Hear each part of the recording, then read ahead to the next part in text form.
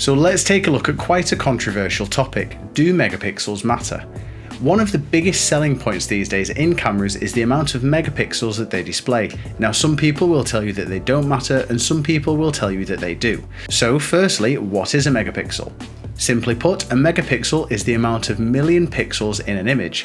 A pixel is a series of dots that change colour to make up an image, and on the spectrum there are three colours that they use: red, green and blue, or as you might have heard, RGB. Now, a megapixel is this times 1 million, so essentially a 4K TV has 3,840 horizontal pixels by 2,160 vertical pixels. This is approximately 8 million pixels, or 8 megapixels. So you may be thinking, but this has nothing to do with cameras or filmmaking. Well, it actually does. Now, an 8 megapixel camera would have roughly 8 million tiny squares of information per inch, whilst a camera phone at 1.5 megapixels would only have 1.5 million squares of information per inch. Ultimately, it depends what you want to do with the video image. So for example, if you shoot on a 1.5 megapixel camera and cropped it in, after a while you would notice that all the pixels get bigger and you would start to see jagged edges from each pixel. Whereas if you had a 14 megapixel camera, you would be able to crop the image more before you started to see the change in quality. Now, on average, 10 to 15 megapixels is more than enough to capture great photos and videos.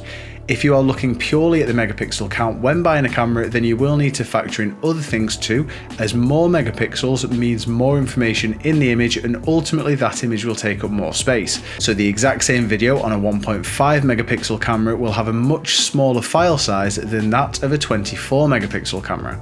Now here's a side-by-side comparison of my 1DX Mark II, which is 20.2 megapixels or 20 million individual pixels, versus my 250D, which is 24.1 megapixels or 24 million individual pixels. It's only when you crop the image to silly amounts that you will actually see any difference, as ultimately the human eye won't really notice it. If anything, you will notice a slightly sharper image due to the amount of pixels. So in short, if you are filming a video which is going to be posted onto a billboard or played on a huge screen in a sports venue, then yes, megapixels matter. But if you aren't doing this and you're just going to be filming videos for phones, TVs, social media, music videos, etc., then anything in the 15 to 25 megapixel range is more than enough. So that's all for megapixels, and as always, give me a shout if you have any questions.